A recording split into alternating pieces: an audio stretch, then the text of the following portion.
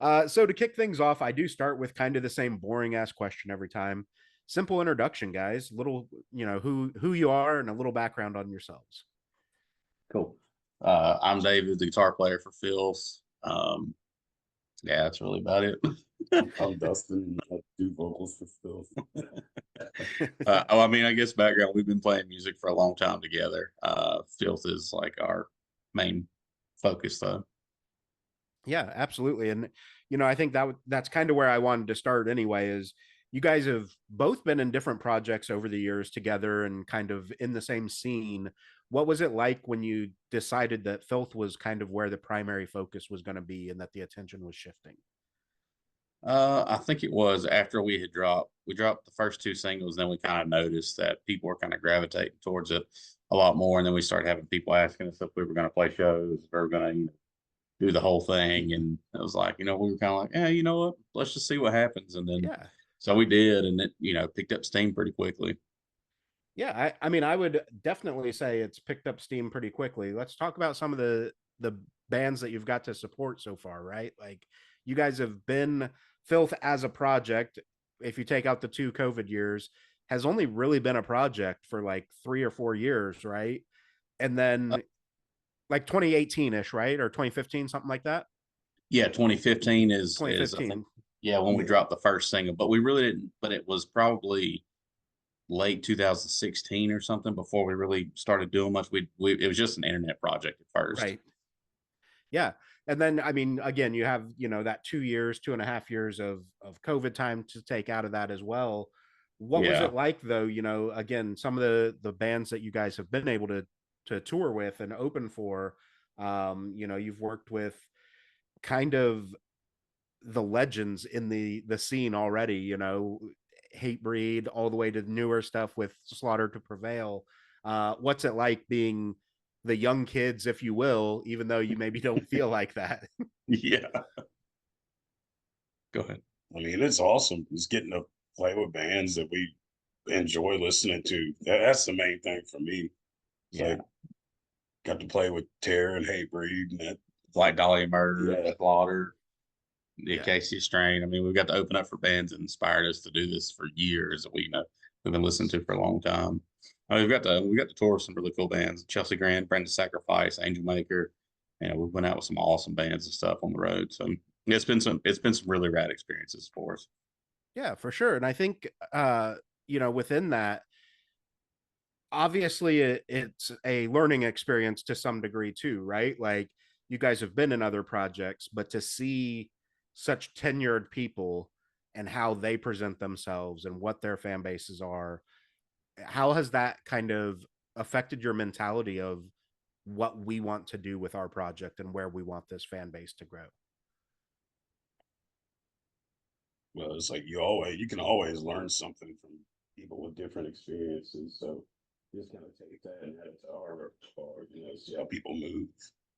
Yeah, I mean, we learned a lot on the first few tours we did, especially with bands of that caliber and stuff like that, how they work, how they operate, their drive, they kind of reshaped a little bit of the way I thought of it too, the way I approach things, how professional I wanted to be about it and stuff like that. It definitely helped me. It definitely helped mold myself, I would say, to a better musician and a more professional individual.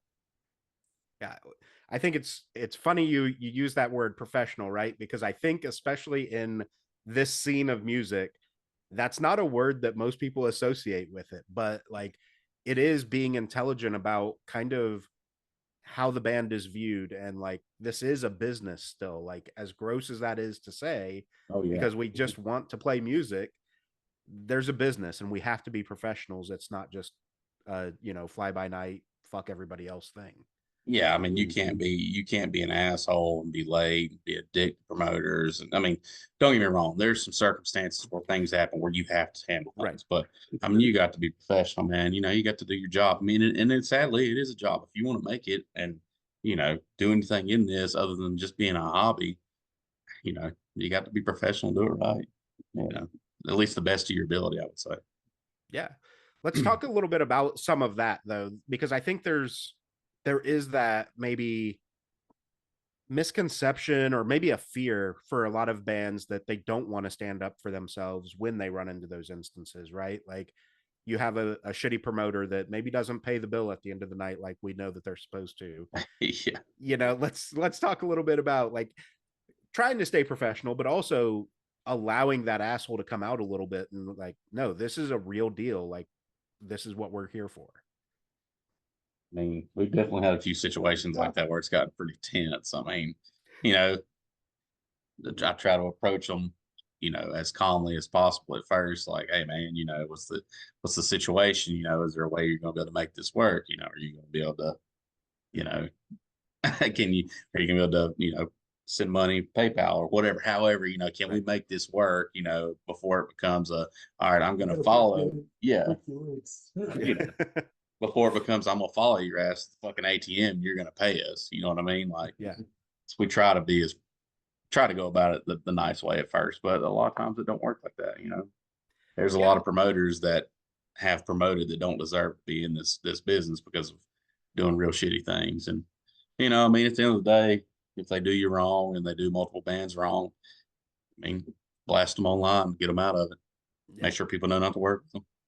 Yeah. And I think that's, you know, the social media can be a very toxic place sometimes, unfortunately, but that Yeah, it is when it's used as the right type of tool.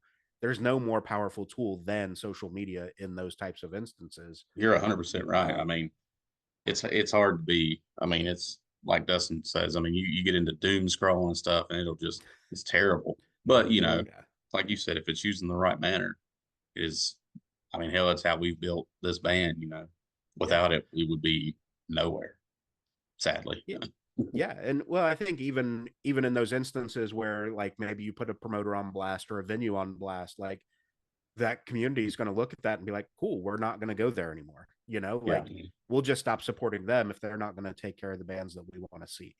Yeah, and I mean, you know, that's what you hope to see. You know, hope that the community pulls together, the scene pulls together, and it's like, hey, let's get this individual out of the picture before they go and they, you know, screw somebody else over. You know, and Yeah. some people think, I mean, they just think they can jump in and make money. I hate to tell you, I mean, it ain't like that right away. You know. No, You see no, those I've, same people from state to state will pop up in different scenes. Oh yeah, yeah, yeah. We've seen them travel across the U.S. doing it in different scenes. You know, screwing somebody from one state to the other. yeah, yeah. I've got a friend that fairly recently started doing promotions at a local venue in Indy, and she's doing great. Like I'm not dogging her at all, but I think there is that she went to school for it, so like she understood. But there's that misconception that oh, you just have to reach out to these bands and everybody says yes to that date. That's all it is. Like no, there's so much more shit Yeah, that goes yeah. into what this is. Especially if you're out of state. I mean, travel and costs and everything. There's a lot to, you know, put into play. Yeah, I mean, yeah. Until you've got like a label, and that's a whole different thing that will go down. But when you have a label that gives you some support for that sort of stuff, yeah. they're definitely, and I'm sure you guys have seen it even with the success that you've had so far. But like the early days of, okay, did we pull enough gas money together to make it to the next town? Oh man, yeah, we've been through that plenty of times. And it's like, all right, guys, we don't. What have you got in your pockets that you can spare? You know, like at the merch table, please, can you please help us out a little bit to get gas to get to the next city? You know, Yeah, hustling CDs in the parking lot. yeah, Yeah. that's what you have to do, right? Like it's such a unfortunate grind, but at the same time, it builds so much character, and I think that's something you guys could definitely speak to is like being sure that you're surrounding yourself with the right people because you're going to be put through some hard times. Oh yeah, and you learn to appreciate it a hell of a lot more too, going through them tough times and realizing you can get past them, you know, and be successful the next, you know, your next venture or whatever. I mean, especially band breakdowns and stuff like that, being in the middle of nowhere. I mean, you figure out how to get past it. You feel good. You're like, hey man, we got this. You know, Yeah. it's terrible at first, but you'll get it. Yeah. Let's talk a little bit about on those tour drives. Let's ask the question that always gets brought up, right? What's the best truck stop / rest station that you guys have? Is it Bucky's? Is it Wawa? Sheets? Where are you guys going? Bucky's. I mean, if we can find a Bucky's, yeah, you know, that's that, you know, they're expanding out now, which is cool. But at first it was just, you know, lower Texas. Yeah. So, you know, but we're pretty big on Sheets and Wawa, you know. Yeah, we like to eat. So. Yeah, this band likes to eat. So Yeah.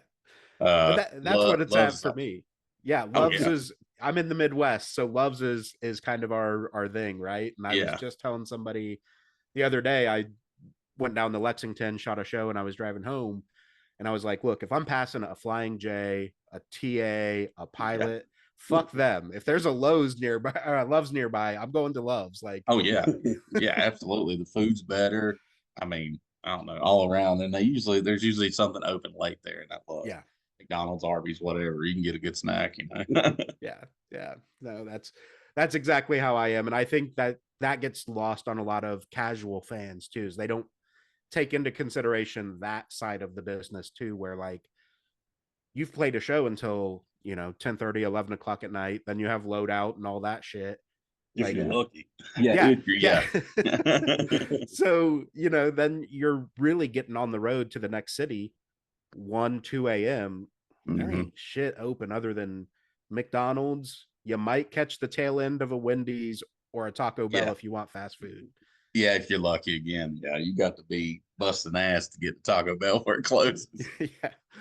And especially like in the van and whatnot, right? Like you may not always fit in the fucking drive through with the trailer and everything else. Yeah, that's always a challenge. Don't worry, we're up in the parking lot now. Can we get around the drive through because the inside's closed. And then you pull up and you got 6 people, you know, in the van. I want this, and this, you know. Your order's fucked. Yeah, you're not getting the right food. There's no shot. no. So you're eating just whatever they decide to give you. Yeah. Awesome. Let's talk about developing this project, and you've done such a crazy like grassroots expansion, right? Like none of this has been handed to you guys. Talk a little bit about going through that grind, because especially in this genre, I think it's a double-edged sword, right? Like this community is very willing to listen to new bands, but they're not necessarily willing to become fans of new bands right away. Yeah. Yeah, I agree with that. I mean, well, I mean, you got to pop up on multiple different things and people see you multiple different times to be like, you know what, I'm gonna give them a chance. You know, I mean, everybody's attention spans nowadays are super short because of all the social media, you know, the scrolling and everything we do, you know. So it's a lot of times they don't want to click a link and bounce to to YouTube or Spotify. I will say the people so we have a lot of fans that did start with us and are still with us today. Yeah. Yeah, that's obviously what you hope for, right? Is finding a at least a small tight knit community up front that does follow you.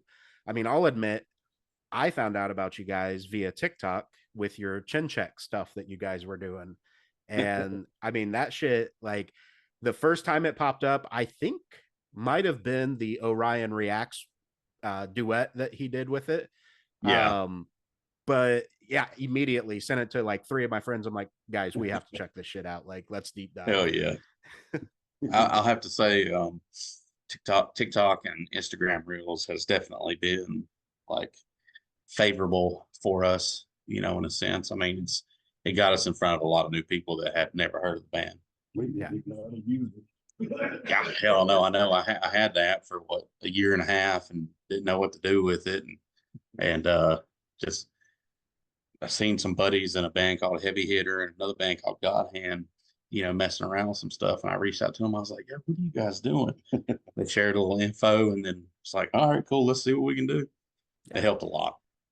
Yeah. Well, like you said, I think with the attention spans that people have, like trying to cut songs or videos or whatever skits down to 15 to 30 seconds tops and Yeah. hope that connects. Yeah. I mean, it's you got to grab them right away. You know, I think that's what Chin Check did. You know, that little one liner before that you know, hip hop part in that breakdown or whatever. I think that grabbed a lot of attention quickly. That was, you know, a good spot to use for that. You know, so that helped that video. Yeah, absolutely agree. So let's kind of fast forward, you guys are getting ready to drop a new album, Southern Hospitality. I cannot talk. Hostility. Yeah. Talk a little bit about the process of this album, because you've done so many, you know, singles, EPs, all that. Now you're doing this, like, it's a full piece of work that, not that your other stuff wasn't cohesive, but I feel like this Mhm. was much more intentionally cohesive, put together. Yeah. Well, it really came out of us just like when we were. I say this all the time. That this was the funnest experience that we've had, that I've had recording and writing, because the other ones, they just seem, it's fun to write and record, but it's still like draining. But this one, we just kind of went back to the stuff that we enjoyed and just grew up with, and it was just fun like the whole time. Yeah. It's like you don't wake up like Yeah.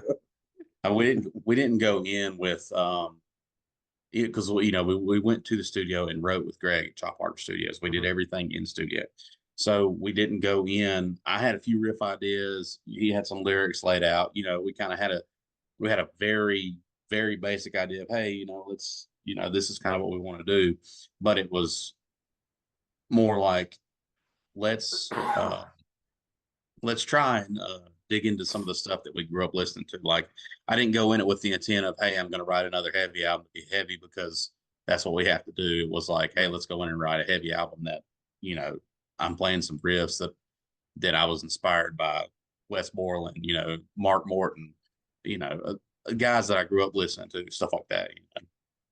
Yeah. I think that's maybe what makes this album stand out, is that feeling of the authenticity, right? It's back to the Yeah. roots of, this is what we love. It's kind of unapologetic in that Mm-hmm. sense too, of like, we hope you guys like it, but we kind of don't fucking care, because it's what we like. It's what we want to do. Well, no, I mean, yeah, Yeah. that's a big part of it. It was, I don't know, I just got tired of, me personally, I just got tired of writing heavy, breakdowny songs one after the other, trying to think.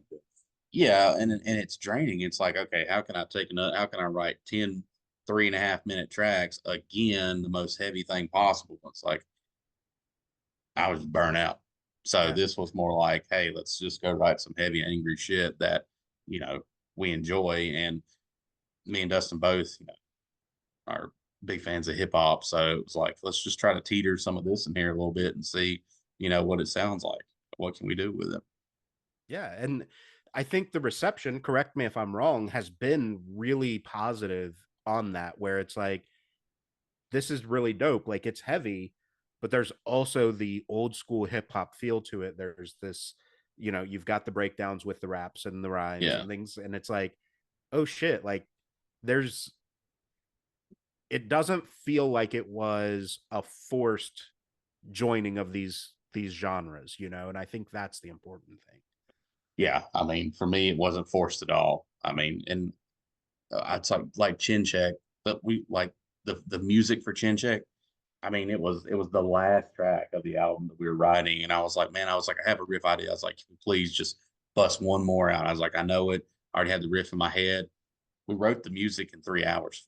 I mean, it was done. And then Dustin come over top of it. He had lyrics in no time. And I mean, it was, seriously, I bet it took 5 hours to write that entire track. And it was just like, we didn't stop. We didn't overthink. We knew exactly, we just went with the flow. And everybody's like, oh, yo, that feels good. That sounds right. And it was like, cool, that's it. Yeah. Nothing crazy. 3 riffs, a breakdown, it worked. It seems to be like one of those songs now. We didn't have any intention of it like doing what it did. We thought it was going to be good, but like, Yeah, I just, not the response we got from it. I know, like, there's songs on the album. It's 13 tracks. There's 3 or 4 tracks that we really put a lot of effort into it. This was like trying to expand the sound and stuff. And then there were other tracks that we were just seriously just grooving and having fun. And as the riffs come out, the drums come out, as everything was being built, it was like, this is it, man. Let's just roll with it. It sounds and feels right. I mean, like Stay Gutter, there was a lot of work in that track, getting the beat, designing a riff around the beat, the vocals and stuff like that. That song took some time, and I couldn't be more proud of how it come out. But as opposed to Chin Check, that song was more of a grueling, I don't know.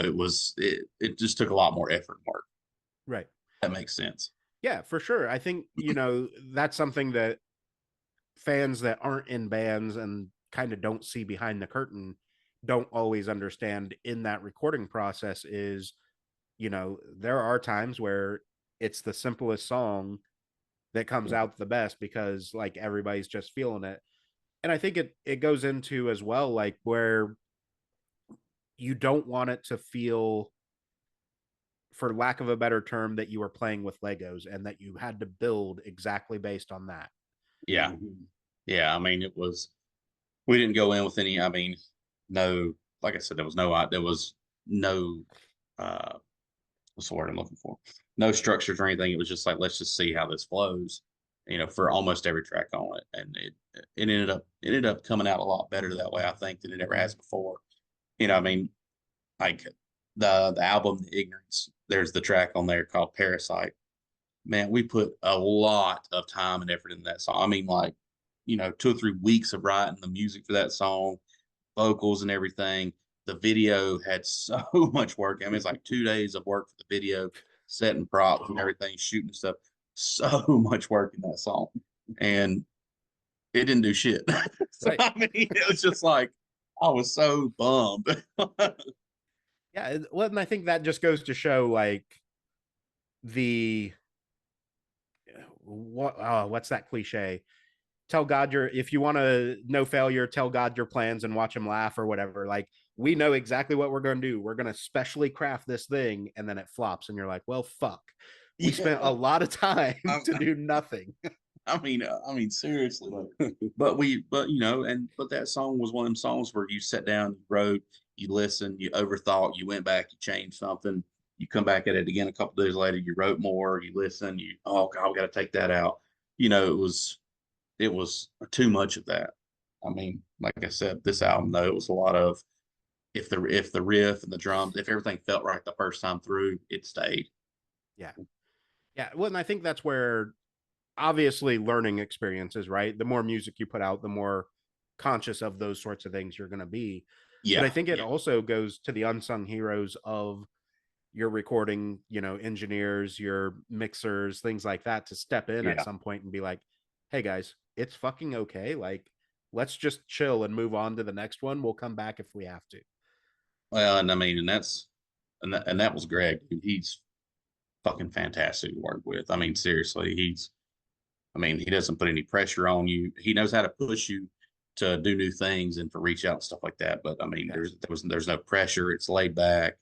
It's between him and Zach at Exodian Studios. Those two guys have just been absolute dreams to work with. Man, it's just the most relaxed area. The time, everything's just great. And that's a huge thing, and they always have good input. They both actively play music, so it's it's like an extra year, especially.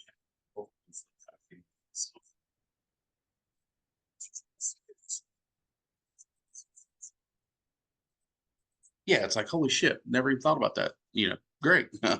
Yeah. Just spiced it up a little bit. Yeah, and I think that's where I call them the unsung heroes of a lot of albums because like people don't think about how much input those people really have. They're extra members to a band. They are. They're literally like the fifth and sixth member, of the band that is behind the scenes. Without them, the band wouldn't be what it was or what it is. Yeah. I mean, especially for myself. I mean, I'm super meticulous and I overthink riffs like a motherfucker. So, to have somebody be like, "Yo, chill, it is good. Stop." Like I'm like, "Oh, okay, I got you." But where do you think that comes from? Do you think that's a little bit of maybe like, obviously it's like a little bit of perfectionist thing, but like, is it maybe also a little like imposter syndrome where I don't think it's quite good enough. They're not going to think that I'm a good enough person. Like I have to put myself out there. Yeah, I definitely think that it has to do with that. I mean, I'm not a fancy guitar player. Never have been. Never wanted to be. But I want to be good at what I do, and I want to write riffs that people are like, "Yo, that's fucking cool. That's groovy." So I put way too much pressure on myself when it comes to writing, and that shows in music when I've done it, when I've Yeah. overthought it to a point where it's like, well, this is just a riff sandwich now. Good. Yeah. So, Talk a little bit about talk a little bit about that mindset too. Like you said, the riff sandwich, right? Because I think unfortunately a lot of times in this genre space that happens. It's just we didn't have great lyrics, so we're going to hide it between these awesome riffs and breakdowns. yeah. And it's like, okay, but that doesn't fix the problem. Yeah. Yeah, I know. It's one of those things. I mean, but but back in the day, I mean, in like 2006, 7, 8, 9, 10, I mean, you know, riff sandwich songs were huge. That was Yeah. what it was. I mean, old I Declare War, man, it was riff after different riff after riff after riff. I mean, but it was so good and heavy. But I mean, that's just not how I want to do it anymore. I want to write something groovy and catchy. Yeah. Something people can latch on to. Because I mean, at the end of the day, I mean, I go to you go to these big festivals to see all these bands you grew up on, and it's literally stuff that you just the whole time you just bob your head and enjoying it the entire time. You know. Yeah. Yeah, I think that's something that maybe is harder for people to understand in this genre specifically is the transfer to live music because like you said, try not that you're trying to be super technical with the riffs or the counts or whatever, but like there are bands that are doing that where, Yeah. math rock is a thing, right? Oh But yeah. then try to get on stage and play math rock, it doesn't translate the same. So, what's that like for you guys mentally? Yeah. What's that like for you guys mentally? Like, okay, we've structured this song. Now, what's the live version look like? That's for me personally, it's that can be a tough thing because a lot of times when writing, well in my later years of writing, I've tried to focus more on the live set while I'm writing to be like, hey, I know this is going to be tough for me while I'm playing live. I want to try to make it where it's going to be a lot groovier and a lot more fun. I mean, it, like I said, I mean, for me, well, yeah, and then I'm thinking about the riffs, while we're doing backup vocals, like, can I do this over this? Is this going to be too much? So I'm trying to make sure that I'm having fun up there because I don't want to be up there the entire time, you know, focusing and not enjoying myself. I mean, I'm sure the same for D. I like crazy stuff. Sometimes that stuff is just not fun to do live at all. Like, yeah, you can do it, but do you really want to do that for like an hour or Right. Right. Well, like it doesn't happen too often in your genre, but like the people that can do like falsetto for an hour straight, like cool. Why? What the fuck are you doing? Yeah. Yeah, I know. Why? Yeah, it's nuts. So as you guys are progressing with this album, one of the things this will go up after the album's out, but one of the things I love to ask when a new project is coming out, what is the song on the album that you think people are going to gravitate to, and what one do you want them to gravitate to? Let's see. I think for me, I think people are going to gravitate to Cement Shoes, but I want them to gravitate towards the opening track on the album, Infidel. I mean, that song is it's just Groove City and it's just fun. But I know Cement Shoes is one of them short, heavy bangers that people would be like, yo. So Cement shoes for me, but I want op stoppers. yeah, Op stoppers. It's bouncy. I love that. yeah, it is. It's super groovy. And the one liners pretty rad too. I mean, I like the song. That's another good one. Really, I don't. I mean, it's hard to pick a personal favorite on the album for me. I mean, I like all of them a lot. There's something about every song I like, a little bit. So And I think that probably goes back to kind of what we touched on earlier with like this album is getting back to this is the shit we want to play. This is what we love to play. Like, yeah, so yeah, it's going to be a lot harder because it's not a quote unquote engineered album in the sense of like, okay, we're going to put this one in 4/4, this one's going to be in 7/8, this one's going to yeah, be, like We're not doing all that shit. It's just this is the fun that we have. So I can definitely understand and respect being like, I kind of love, bits and pieces of everything Yeah, there's because we something about all everyone. went into it. Yeah. I mean, I could literally go back through everything else we've released, every EP and everything, and pick out my favorite song off of The Ignorance, Tales from the Gutter, God Has a Plan. I mean, I could pick out one song that's my favorite off all those. This one is a little bit different. Don't get me wrong, it is new still, Right. but we've been working on the album for a couple years, so it isn't very new to us, Yeah. But I think And I think it's just go gonna be ahead. fun to play, period. Yeah. And I think, the thing I wanted to say too is with that back catalog of stuff, um, something fans often forget is at some point you get tired of playing some of that stuff. You know what I mean? So like when it gets rotated out of the set list, I know it upsets a lot of fans, but at the same time, it's like, guys, we've been playing that track for 9 years. Like Yeah. we're done with it. Could grow a beard back then. Yeah. That's like Insomniac, that's one of our more popular tracks from Tales from the Gutter. One of the first videos that did well for us. I hate playing that song. We've played it for 8 years. I hate it. Yeah. I just don't want to anymore. Yeah. And like, it's so the show that I just shot this last Saturday in Lexington was Fallout Boy.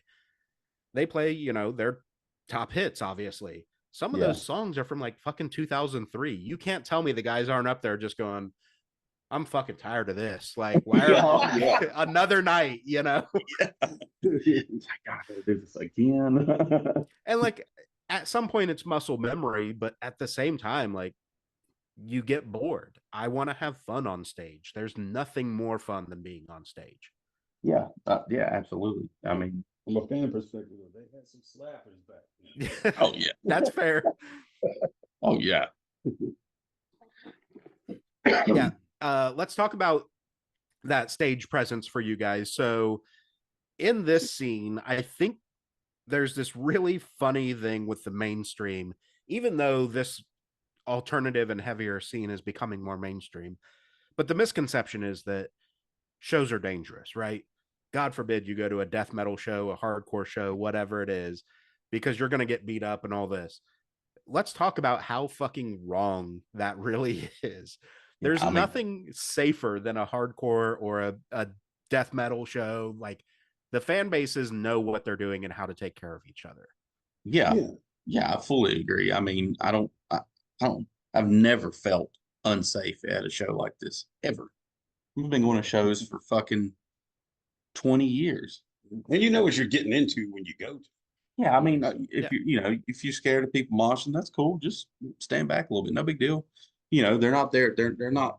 I mean, don't get me wrong. There may have been some shows I've been out in the past where people were intentionally being assholes. Sure. It happens once in a while, but that normally gets dealt with. That normally gets dealt with, pretty quickly. Most times everybody's just trying to have fun. They're watching out. Accidents happen. It's metal. It's what it is. But I mean, the community's welcoming. They want you there. They don't want to scare you away. It's come have fun. Let your aggression out. Enjoy music. That's what it's about. Yeah. And that's my view of it is like the people that are in these scenes want to be there. They want the people to enjoy the same thing as them, like it's kind of counterintuitive because it's like, especially in the hardcore scene and metal in general, I guess, because it's so like anti-authority and all that. But at the same time, like when you really look at the core values, it's all about being a community together, just without one person dictating the story. Yeah, yep, exactly. Yeah, I mean, it is. It's all about being community, being a family. I know some people don't view it that way, but I think the vast majority do, and I think that's I mean, that's kind of what Dustin, he talks about on stage. Yeah, I mean, we're all homies. We're all there to hang out and have a good time and be with each other. Yeah.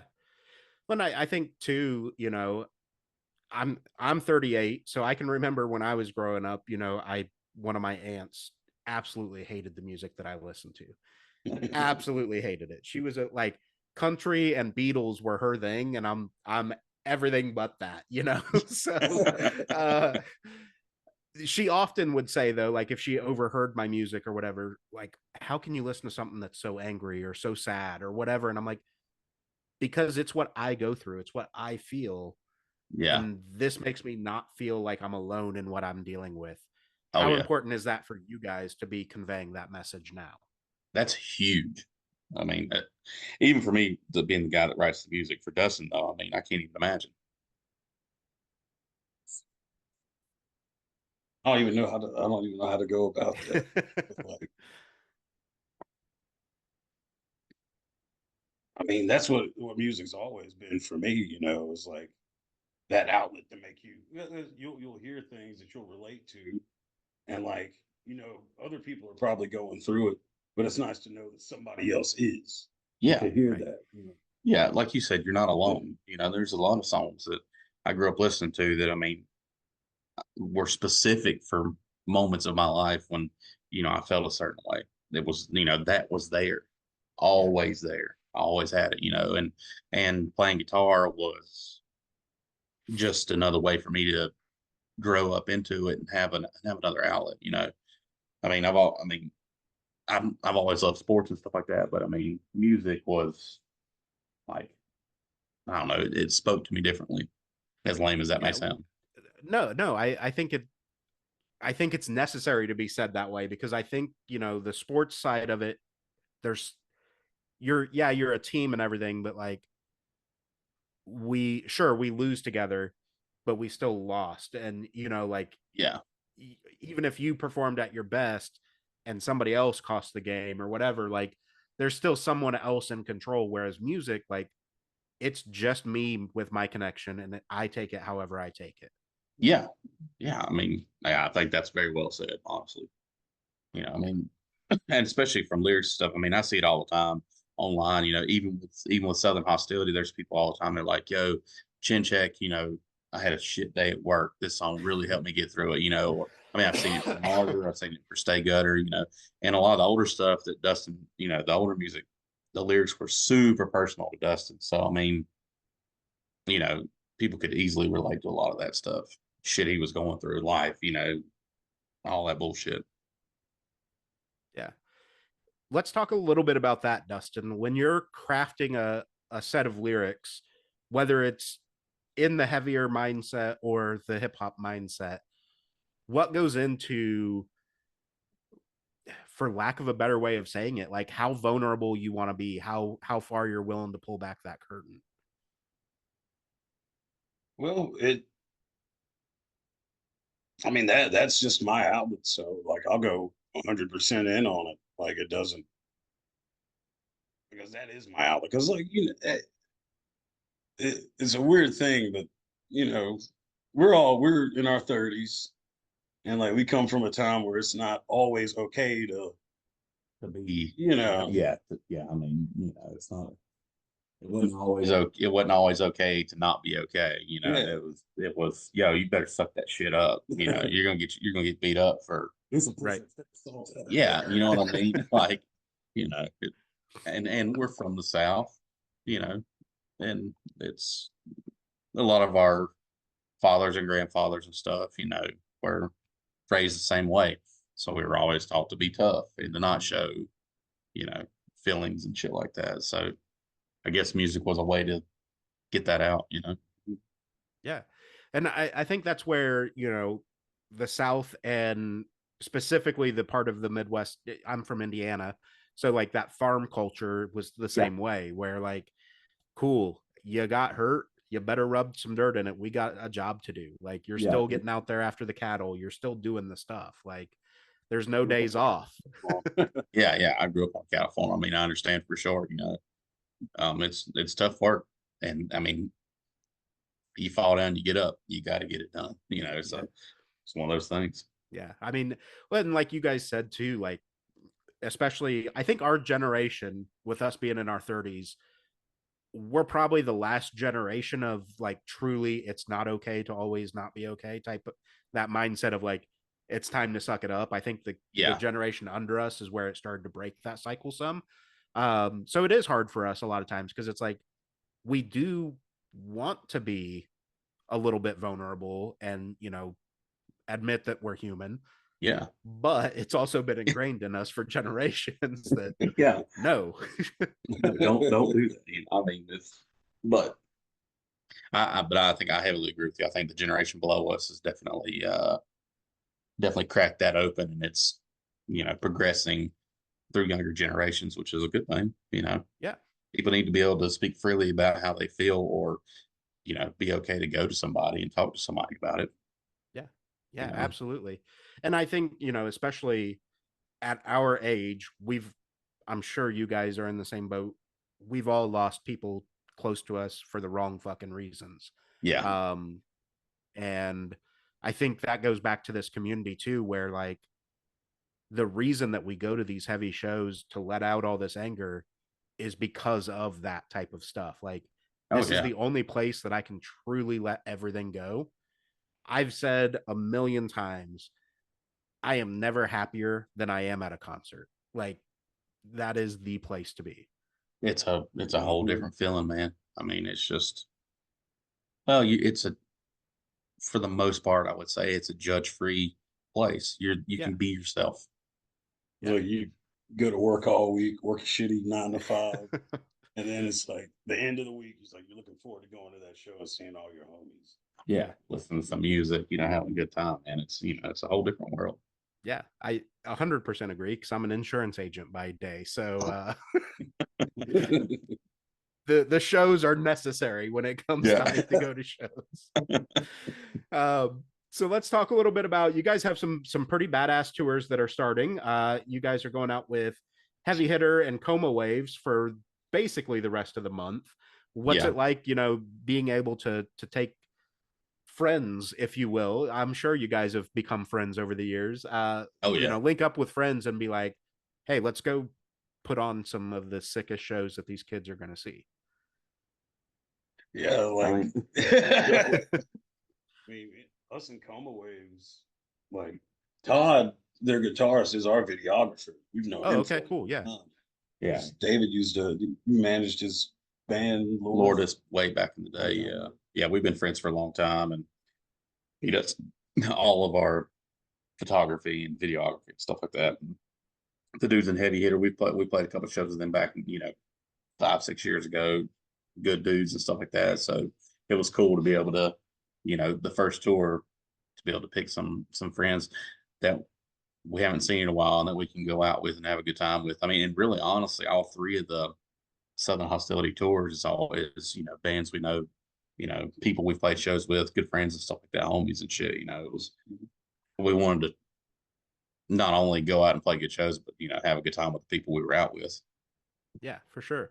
Well, and I think that's, circling way back to the beginning of the conversation, that goes into like making sure you're around the right people too, right? Like being able to be on the road, God forbid the van breaks down, and knowing that, cool, the, direct support will let us bunk with them. We're okay. Like things will work out. Yeah. Yeah. I mean, that's very, I mean, that's like, man, I mean, a few years back, we were on tour with Falsifier, and 2 or 3 different times we had some serious fan issues, and those guys were always there, always backing us up. I mean, we break down, they'd be a mile behind us. I mean, they were always there. So it was, you knew when we knew going anytime, tour with them a bunch of times, anytime we'd go out, that we would have people that we could trust at all times. It was nice. We tried the same with them. They had issues. We tried to always be there for them. It's nice to be around people like that. Yeah. Well, and I think it goes back, we've said community a ton, but it goes back to that community and the mentality in this scene that I don't think you get in like country music or pop music. Like those are very much scenes where a headliner is the headliner, everybody else kind of gets shit on, whatever. Everybody's kind of out for their own success in those genres for the most part. Yeah. Whereas like this is very much a rising tide lifts all ships. Like if you guys need something, let us know. We'll spot you the money for gas to get to the next city so that we can play this shit. Well, and I mean, you're on the road anywhere from 2 weeks to 6 weeks, or I mean, even longer with the same group of people driving the same distances every night and stuff like that. I mean, and we're not, I mean, you know, and I understand that all genres of music have people that go with them, but I mean, Right. we're metal bands. There's 4, 5, 6 of us in one band. There's a caravan of us. There's 4 or 5 bands going from one city to the next, playing in, you know, some cool spots, some not so cool spots, you know. You gotta have each other's backs, especially for those. Yeah, Yeah. there've definitely been some shows I've been to where you're like, I get why they're here, but fuck, why couldn't we pick a different venue? Yeah, you know, sometimes you don't have a choice, you know, and it's just like, I mean, don't get me wrong, in my early day tours where it's, you know, a couple Bands that nobody really knows anything about. I mean, there's been plenty of times where the packages played in front of each other, but Yeah. it was okay. We had fun. We were goofing off, you know. I mean, everybody was having a blast, even though there wasn't anybody. There was 3 people there that paid, you know, but there was Right. 20 people in the, you know, on the tour package that was there still out front watching you, cheering you on, having a good time just to make the night go by, you know. Yeah. And I think that's really what it's about. So after that, you've got the Virginia Death Fest. Talk a little bit about getting asked to play Virginia Death Fest, because when we're talking about this genre, at least in the US, that's one of the premier festivals for this area. I mean, I'm pumped about it. It's Nate, the promoter, he wanted to put us on it last year, but we had some stuff going on at the same time, so he come back and got us this year, and I'm super excited to be a part of it. I mean, 2-day fest. We're headlining day 1. Kanashi's headlining day 2. That's the homies. Yeah, Kanashi's the homies and stuff. So I mean, you know, super pumped about that. Looking forward to it. Yeah, absolutely. And then in May, you've got your kind of the spring run, and that's going to be with Second Death. Who else? Sorry, I'm trying to look at Shane's list, and he didn't do a no great problem job on this one. Who's on you with that one? Second Death, Infurious, and Infurious Snake and Father. Snake Father, yeah. Yeah. So that's the one that I'll probably be getting out to, because you're going to be in Indy. Nice. So Black Circle, for anybody listening to this, is where that show's going to be. But again, from a scene standpoint, right? Coming out with friends and being probably, honestly, one of the heaviest shows Black Circle's ever going to see. What's it like with yeah? What's it like with that mentality of knowing some of these venues, like we're not their normal music necessarily. Like, we're gonna make a statement. I mean, I don't know. I don't necessarily. I mean, I guess when I was younger, I used to think a little bit about. I was like, "Oh God, well, how's this going to go?" Now I don't think about it so much anymore. I just go up in there and do what we got to do. But sometimes it's kind of funny to be in a place like that and play a venue where they're not really used to it, and the regulars are standing in the back, kind of looking at you like, "Huh, what are they doing?" Right. You know, it is what it is. Yeah, that's fair. And like Black Wax puts, or sorry, Black Circle puts on a fair amount of like heavier shows, but I think you guys are going to be, at least for what I've seen coming through recently, one of the heavier setups. They just had Elijah come through, so kind of getting into that alternative metal type of thing, but not really getting into the heavy stuff. I think I seen Left to Suffer may have played a show there. Yeah, a few months back. That's okay. Yep. I was thinking I've seen something. So I've seen a few flyers. They have had some heavy shows come through. So, but I think it's a newer venue if I'm not mistaken. Yes, it is. It's only I think it technically started like a year or 2 before COVID, and then COVID obviously fucked everything up. So yeah, it's essentially a brand new venue for a lot of people. So so yeah, that's kind of the tour plans that you've announced so far. So, you know, with this mentality, dropping an album, obviously getting after it right away on the road, how important is it to you, if at all, that fans are singing back to you versus just feeling the music? I mean, I love when fans sing my lyrics back.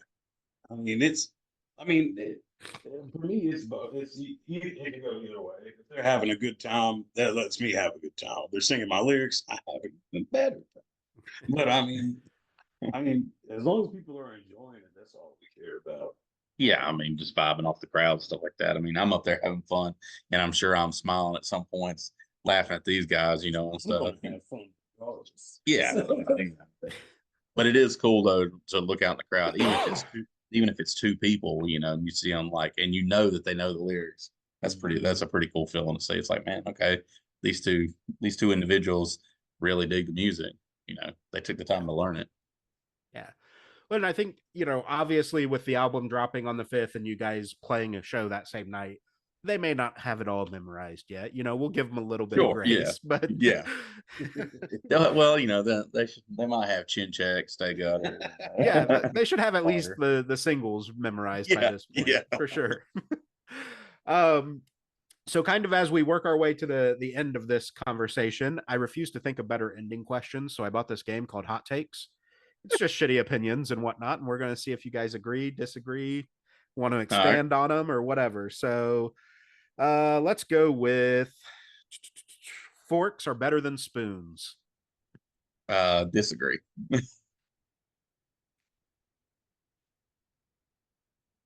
Oh no, man. There's like a lot of foods that you can eat with a spoon you can still eat with a fork. Unless it's like soup or some shit. Well, I'm a soup guy, so I got to have my spoon. I like pho.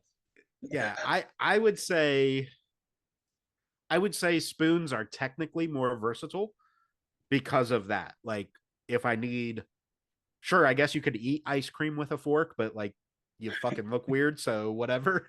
But a spoon is where it's at. I mean, but if we're really going to get, you know, technical, a spork is right. That's obviously the ultimate for sure. That's superior. For sure. Let's see. Good looking people always have worse personalities. Agree.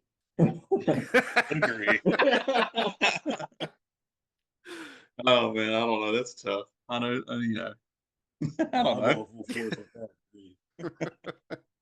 I think it could definitely shape their attitude to be a little shittier. I would agree. I think it depends obviously on the environment, right? Like if they've been given a lot of stuff simply because they're hot, like fuck off. You're out. It's bold. Let's go with ghosts are real. Oh, absolutely. Yep. Agree. Yeah.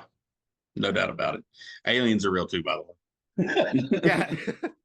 So I've said that for as long as I can remember, like not even as a real like conspiracy theorist or whatever, but like, and I'm not religious, but there's no logical way you can tell me that we're the only intelligent being in the vastness of this fucking universe. Not a fucking, there's no fucking way. Hell, dolphins are smarter than right. It's smarter I mean, in our universe is just one universe and so much more vastness. There's no fucking way that we are the only intelligent human beings. Period. I don't give a fuck what anybody says. Yeah. I'll argue that point all day. I 100% agree. And you know, I'm of the belief that we've got some dumb motherfuckers on this planet. So it wouldn't be hard to be more intelligent than some of the people on this planet. Yeah. I mean, fuck, I mean, Steve Vai, he's got to be an alien. You ever watch that full play? Yeah. Ain't no human can do that. I always use Elon Musk, right? Like that motherfucker is way too smart. Yes. He's processing shit every time he's talking. Yeah. His eyes are just like, Yeah. It's nuts. They live among us. They absolutely do. Let's go with sock shoe, or sock shoe. When you're putting on your socks and shoes. sock, shoe for me. Pins. Well, yeah. I mean, typically, sock, shoe. When he wears socks. Well, okay, that's fair, I guess. So my argument with this, first off, you have to be a fucking sociopath if you're doing sock shoe. Like there's something wrong here. That's just strange. Because like to me, the sock shoe thing, like, cool, I'm barefoot, I'm ready to go. Yeah. Socks, I'm ready to go. Both shoes, I'm ready to go. If I'm sock shoe and something's going down, I'm running lopsided. I can't fucking get my feet. You're all over the place. Yeah, it's nuts. I don't know. That one seems to be one that gets divided on fairly frequently though, and I just can't wrap my head around it. So last one we'll do here is going to be that crunchy peanut butter is better than smooth peanut butter. Bullshit. That was an aggressive opinion on that one. I like peanuts, so crunchy peanut butter, I'm cool with it.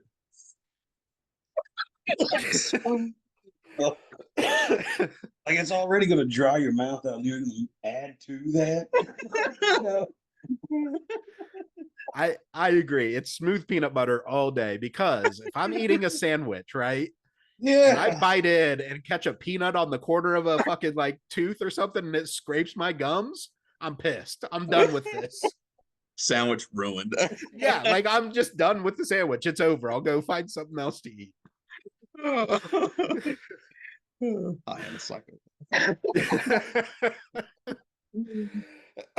Awesome, guys. So kind of the traditional outro that I do, obviously I'll link all the socials, we'll blast about the tours and stuff like Hell that. Yeah. But what's the best way for people to find you online and interact, and like where do you guys prefer platform and interaction? I mean, we try to stay up on everything. I mean, we try to reply back to as many people as possible. So I mean, Facebook, Instagram, TikTok. I mean, we are on Twitter. It's not quite as Yeah, our it's thing, a shithole. but It's fine.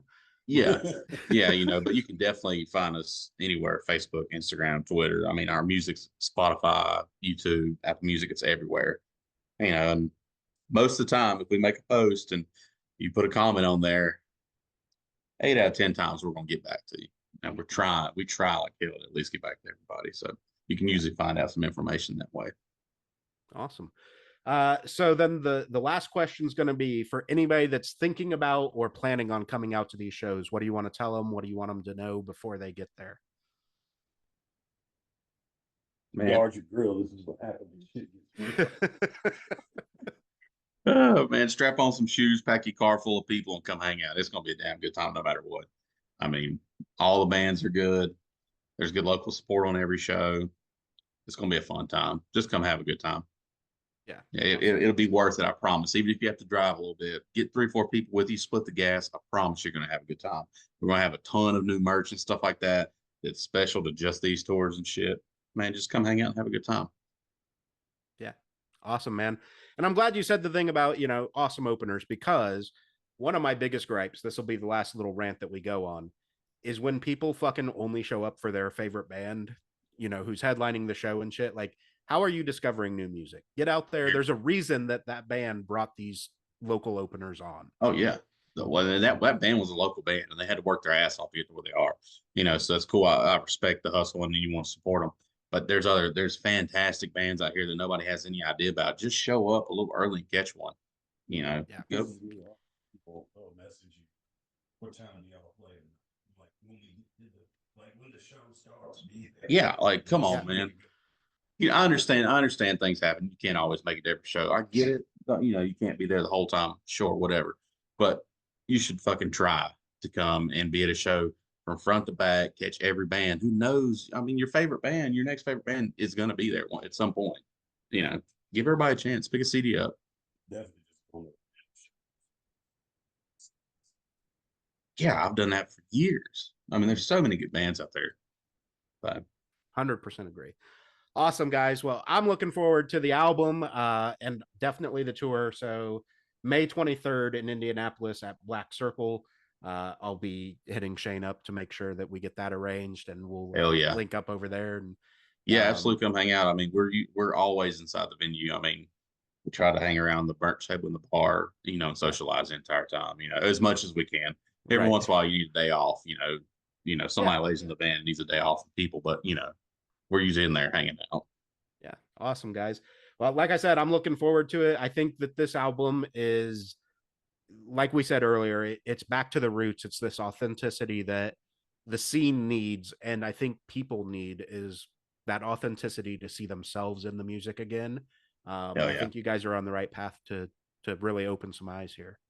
We appreciate the hell out of that, man. That means a lot, seriously. Yeah, absolutely. Thanks so much, guys. We'll definitely stay in touch. All right. Hell yeah, sounds good, man. Appreciate you, brother. All right. Yep. Have a good one. You too. See ya.